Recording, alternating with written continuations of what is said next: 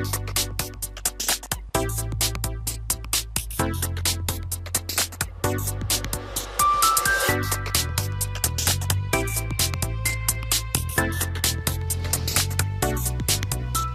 amigos, seguimos aquí en El Abogado Responde, seguimos en este especial que en este mes de diciembre, año 2013, le queremos dedicar a la Constitución. En otras ocasiones pues traímos a un invitado que daba, en fin, una visión de la propia Constitución y con eso nos contentamos, pero este año pues somos un poquito más ambiciosos y motivados también un poquito por las buenas críticas que ha tenido el programa la semana pasada y que un poco ha servido para plantearnos pues aumentar. Tenemos algunos programas pendientes que habíamos quedado en hacer, que los dejamos para el año que viene, para el año 2014, y preferimos priorizar en este tema constitucional un poquito, pues que la Constitución está muy de moda, no en todos los aspectos para bien, en el sentido que también parece muy contestada, y un poco pues nuestro pequeño granito de arena para, en fin, de alguna forma pues homenajear a la propia Constitución, eso que ha servido de marco para tantas cosas, ¿no? Es obviamente pues, en fin, una norma que ha servido para cantidad de cosas positivas que han ocurrido en España desde el año 78 y por lo tanto pues en fin, como insisto, pequeño homenaje, pequeño agradecimiento al texto, estamos extendiendo un poquito pues la visión de la Constitución por parte de distintos invitados, ya no al día 6, que fue la semana pasada con Ana Inés Vilariño, sino ahora con otra mujer, en este caso naronesa, como es Ángeles Díaz, abogada y pues exdiputada del Parlamento gallego y es concejal.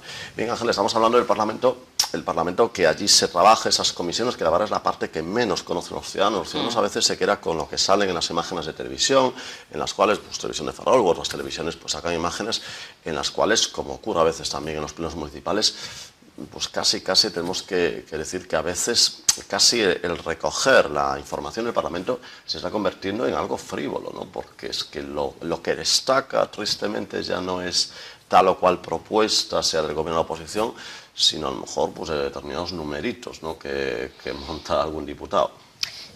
Desde mi punto de vista, lamentablemente, porque eso no es lo que tiene que ser un parlamento. El parlamentario tiene que ser capaz de defender sus ideas y de defender su posición con educación y sobre todo con argumentos. Cuando tú tienes argumentos no tienes necesidad de hacer ningún tipo de escenificación. El Parlamento es el sitio, el lugar de diálogo por excelencia. Entonces, lo mínimo que tiene que saber hacer un parlamentario es dialogar. Puede que en un momento, en una situación determinada, pues te sientas impotente y puedas hacer alguna manifestación, pero si de hacerlo tiene que ser puntual, no debe de hacerse. Allí tienes que saber defender, allí en todos los sitios, pero sobre todo si eres un representante público y estás en ese foro, tienes que saber defenderte con la palabra y sobre todo con argumentos, porque la gente sí entiende los argumentos. Si somos capaces de explicárselos, si nos llegan esos argumentos, somos capaces de entendernos y de posicionarnos en otro lado, pero desde luego algunas escenas de crispación, de gestos reprochables deberían de salir de ese escenario. Además, hemos comentado al micrófono afuera como tú recuerdas cuando estabas en el Parlamento que el clima era como bastante sosegado, ¿no? No se vivían escenas como las que se están viviendo ahora. Evidentemente yo ahora no estoy ahí, pero yo creo que el clima está mucho más crispado. Yo creo que antes incluso pues lo que se veía en el pleno son las intervenciones, pero fuera del pleno somos capaces de hablar, de dialogar, de llegar a acuerdos. Si no llegas a acuerdos, por lo menos tratar de entender el punto de vista del otro grupo. Desde luego yo creo que sí, que había un clima, no sé si de más entendimiento, pero sí más sosegado y más basado en lo que es el diálogo y la discusión. Sí, y la discusión entendida como discusión de tratar de llegar a acuerdos, no como discusión en el sentido de riña, que creo que, o por lo menos esa es la sensación que se transmite ahora. Sí, porque aquí casi que nos perdonen los espectadores la expresión, casi parece a veces que tiene un toque tabernero, ¿no? Bueno, la verdad es que sí, ya en alguna ocasión ya se ha manifestado con ese calificativo. Bien, Ángeles, aclaremos a los oyentes, por si acaso tienen, para los televidentes, pues acaso tienen interés, que las sesiones de los plenos del Parlamento gallego se puede ver, ¿no? Se puede acudir allí a Santiago, a la calle precisamente del Hórreo, y verlos. Bueno, se pueden ver y se pueden seguir también a través de Internet. O sea, tú puedes entrar en la página del Parlamento de Galicia y generalmente las sesiones, tanto del Pleno como de las comisiones, puedes seguirlas si en algún momento tienes interés en algún tema determinado, porque también a través de esa página puedes acceder al orden del día. Eso porque, bueno, muchas veces no se conoce y no es necesario desplazarse. Y después, claro, está la tribuna en donde tú puedes ver directamente, pues en directo allí, pues el desenvolvimiento del pleno, no de las comisiones. Las comisiones no tienen público, pero sí en el pleno sí. Tienes que tener una autorización del Parlamento, lógicamente tiene que tener una seguridad y generalmente vas invitado por uno de los grupos políticos. Muy bien, con lo cual, bueno, la verdad está bien, sabemos la versión online por internet que hay, pero bueno, habrá gente que le pasa como el fútbol, que quiere verlo allí in situ.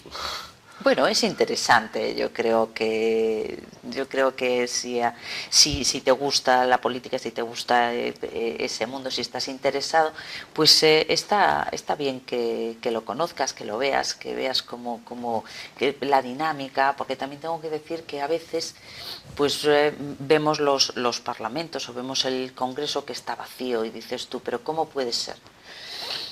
Los parlamentarios tienen en su despacho una tele en donde van siguiendo los debates, y en ese momento en el que no están allí, están en el Parlamento, pero están trabajando probablemente en las proposiciones no de ley o en las mociones que tienen que defender en ese momento, pero están o deben de estar siempre y en todo momento siguiéndola.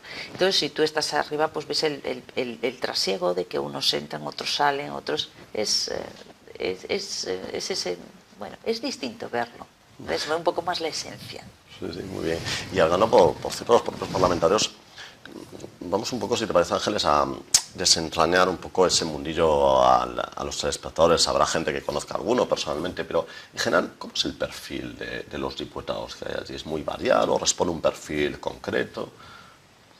Bueno, yo creo que es variado, como es la sociedad en sí, ¿eh? Son distintos caracteres, son distintas ideologías, son distintas formas incluso distintas formas de intervenir, pues claro, Pero, por ejemplo, en formación, ¿es gente que en general es formada o no?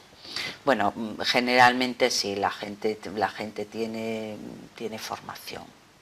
Sí, la mayor parte de los parlamentarios tienen formación universitaria.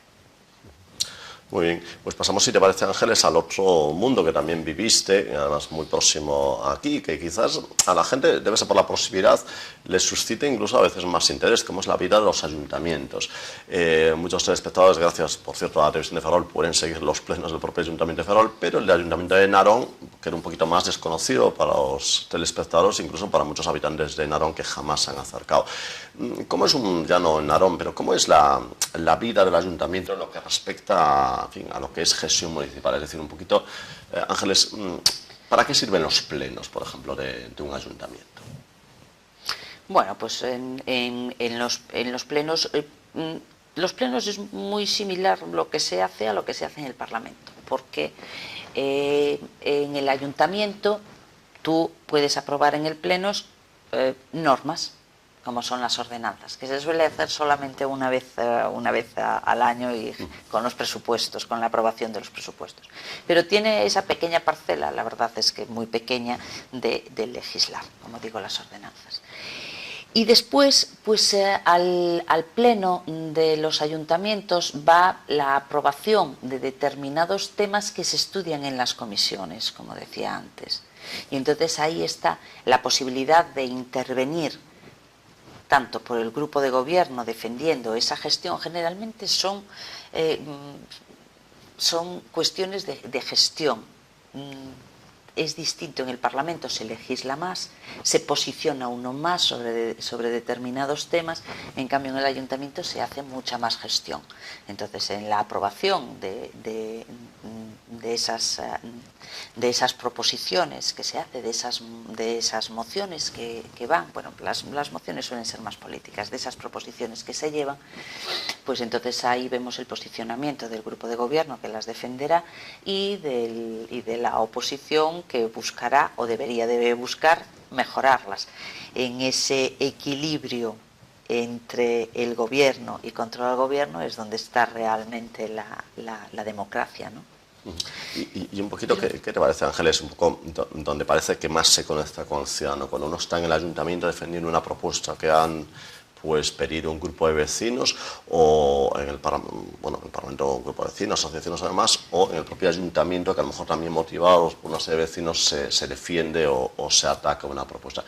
¿Qué parece más satisfactorio, digamos, desde el punto de vista de representante público?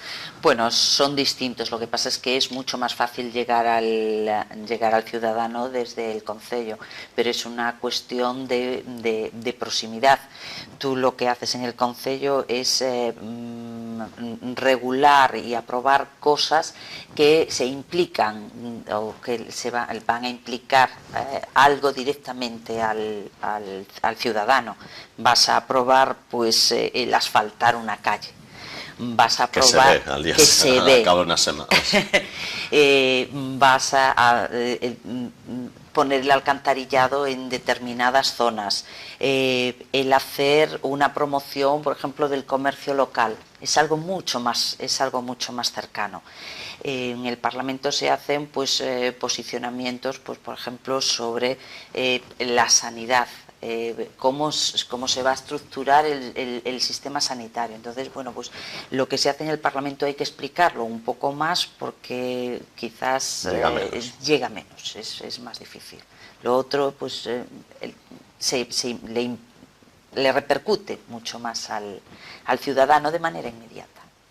Además, un poco que a lo mejor muchas veces los ciudadanos, motivados, pues, por supuesto también por los medios de comunicación, ven como a lo mejor que la labor que se hace en el Parlamento gallego la visualizan más a través del gobierno más que del Parlamento, ¿no? Es decir, le atribuyen más los errores o los aciertos a los propios miembros del gobierno, ¿no? Más que a los propios diputados, y quizás en el ayuntamiento, como conocen perfectamente a todos los concejales del gobierno de la oposición, les resulta más fácil, ¿no? Un poco acudir a ellos, ¿no? Pues sí,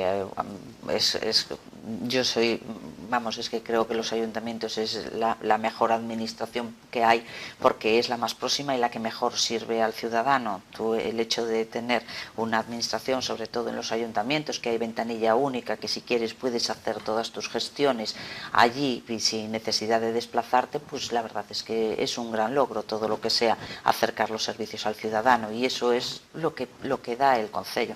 El concello te presta los servicios sociales, el concello te hace las obras que te resultan más necesarias y que están ahí al pie de tu vivienda, ¿no? Entonces, bueno, pues la relación con el ciudadano pues es muy fluida. Muy fluida. En el Parlamento no. En el Parlamento, bueno, pues evidentemente llevas también temas trascendentales y que son locales, pero que tienen una gran repercusión. Cuando por ejemplo, el tema del naval se debatió muchas veces en el Parlamento de Galicia, e incluso se aprobó una ley de iniciativa popular respecto al naval. Y el naval pues es un tema muy localizado aquí en esta zona y en la zona de Vigo. Pero son aprobaciones generales que regulan el sector en su conjunto. Claro, en cambio cuando lo haces en el concello lo haces puntual para esa cosa determinada. Muy bien, mundos con lo cual completamente distintos. Estamos ya en la recta final del programa, pero quería un poco plantearle dos cosas más, Ángeles. Por una parte, el referéndum. ¿El referéndum es posible, ese referéndum, plebiscito, consulta que se plantea, pues en concreto en Cataluña, sería posible? ¿Cómo lo ve Ángeles desde el punto de vista jurídico, estrictamente? Ya desde el punto de vista político, obviamente, tendrá su posición o personal, pero digo desde el punto de vista jurídico. Pues desde el punto de vista jurídico, yo creo que no es posible y voy a tratar de explicar por qué. En la Constitución está previsto la realización de un referéndum consultivo. Creo recordar que es en el artículo 92, si no es exactamente ese artículo me vais a perdonar, es ese. Bueno, pues en el artículo 92 pues establece que las decisiones que tienen trascendencia, las decisiones políticas que tienen gran trascendencia, pues pueden someterse a referéndum consultivo. Bien, hasta ahí bien. Pero es que el propio artículo establece cómo tiene que ser ese referéndum. Entonces, el referéndum tiene que ser convocado por el rey a propuesta del presidente del gobierno y aprobado por el Congreso de los Diputados. Por lo tanto, ya tenemos la forma en la que tiene que convocarse y realizarse ese referéndum. Cualquier otra forma de hacerlo, cualquier otra convocatoria que no sea con esos requisitos, pues ya no sería válido, porque no tiene ningún tipo de respaldo jurídico. Y después nos vamos a lo que es el tema propiamente dicho. Entonces, nos vamos al principio de la Constitución, al preámbulo, y ahí vemos que la soberanía nacional reside en el pueblo español. Entonces, si queremos hacer un referéndum sobre la soberanía de una parte del Estado, pues en cualquier caso tendría que decidir todo en base a ese artículo, que creo que es el 1.2 del preámbulo, tendría que decidir todo el pueblo español. Y después, por lo que es el objeto y la finalidad, si vemos el artículo 2 de ese preámbulo, dice que la Constitución se fundamenta en la indisoluble unidad de la nación española. Por lo tanto, si estamos buscando un referéndum que en cierto modo suponga una fragmentación de ese Estado, pues su objeto sería ilícito. En base a la Constitución, yo es así como lo veo. Claro, con lo cual, obviamente, la única salida sería reformar la Constitución, que tendría que haber los consensos antes comentados. La reforma. Sí. Muy bien, pues Ángeles Díaz, estamos ya en el final del programa. No tengo más que agradecer, una vez más, pues que hayas aceptado la invitación a World Respond. Nada, ya os digo que estoy encantada aquí de hablar un rato con vosotros. Muchas gracias. Bien, amigos, pues nada, hasta la próxima semana, que seguiremos con este homenaje a la Constitución, que espero que sea de su agrado. Muchas gracias y hasta la próxima semana.